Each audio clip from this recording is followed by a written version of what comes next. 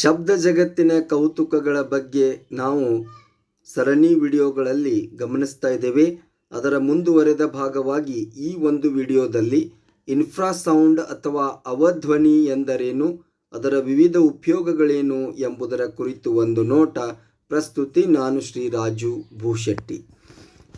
ಇನ್ಫ್ರಾಸೌಂಡ್ ಅಥವಾ ಅವಧ್ವನಿ ಎಂದರೇನು ಎಂಬುದನ್ನು ನಾವು ನೋಡೋದಾದರೆ, ಇನ್ಫ್ರಾಸೌಂಡನ್ನು 20 ಹರ್ಟ್ಸ್ಗಿಂತ ಕಡಿಮೆ ಆವರ್ತನದ ಧ್ವನಿ ಎಂದು ನಾವು ವ್ಯಾಖ್ಯಾನಿಸಬಹುದು. ಈ ಕಾರಣಕ್ಕಾಗಿ ಇದು ಮಾನವ ಕಿವಿಯಿಂದ ಕೇಳಲಾಗುವುದಿಲ್ಲ. We cannot hear the infrasound. ಮತ್ತೊಂದೆಡೆ ಪ್ರಾಣಿಗಳು ಅಂತಹ ಶಬ್ದಗಳಿಗೆ ಸೂಕ್ಷ್ಮವಾಗಿರುತ್ತವೆ.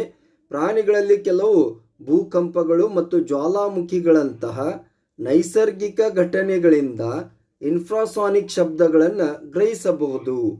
ಪ್ರಾಣಿಗಳಲ್ಲಿ ಕೆಲವು ಭೂಕಂಪ ಮತ್ತು ಜ್ವಾಲಾಮುಖಿಗಳಂಥ ನೈಸರ್ಗಿಕ ಘಟನೆಗಳಿಂದ ಇನ್ಫ್ರಾಸಾನಿಕ್ ಶಬ್ದಗಳನ್ನು ನಾವು ಗ್ರಹಿಸಬಹುದು ಮತ್ತು ಅದಕ್ಕೆ ಅನುಗುಣವಾಗಿ ಕಾರ್ಯನಿರ್ವಹಿಸಬಹುದು ಎಂದು ಸಂಶೋಧನೆಗಳು ಸಾಬೀತುಪಡಿಸಿವೆ ಎಂದು ನಾವು ಹೇಳುತ್ತೇವೆ.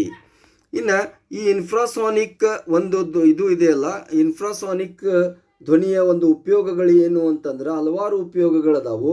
ಪ್ರಾಥಮಿಕವಾಗಿ ನಾವು ನೋಡೋದಾದರೆ ಜ್ವಾಲಾಮುಖಿ ಸ್ಫೋಟಗಳನ್ನು ಪತ್ತೆ ಹಚ್ಚಲು ಇದನ್ನು ಬಳಸಬಹುದು. ವಾತಾವರಣದ ಮೂಲಕ ಉಲ್ಕೆಗಳು ಹಾದು ಹೋಗುವುದನ್ನು ಪತ್ತೆ ಹಚ್ಚಲು ವಿಜ್ಞಾನಿಗಳು ಇನ್ಫ್ರಾಸೌಂಡನ್ನು ಬಳಸ್ತಾರೆ. ಇನ್ಫ್ರಾಸೌಂಡ್ನ ಹಲವು ಮೂಲಗಳಿವೆ. ಯಾವ್ಯಾವು ಅಂತಂದ್ರೆ ಅವು ಭೂಕಂಪಗಳು, ಹಿಮಕುಸಿತಗಳು, ಜ್ವಾಲಾಮುಖಿಗಳು ಮುಂತಾದವುಗಳು ಅಂತ ನಾವು ಹೇಳ್ತೇವೆ. ಇದರ ಜೊತೆಗೆ ಸ್ಫೋಟಗಳು, ಗಾಳಿ ಟರ್ಬೈನ್ಗಳು, ಕೆಲವು ಸ್ಪೀಕರ್ಗಳಂತಹ ಮಾನವ ನಿರ್ಮಿತ ಘಟನೆಗಳು ಸಹ ಇದನ್ನು ಉತ್ಪಾದಿಸುತ್ತವೆ ಎಂದು ನಾವು ಹೇಳುತ್ತೇವೆ.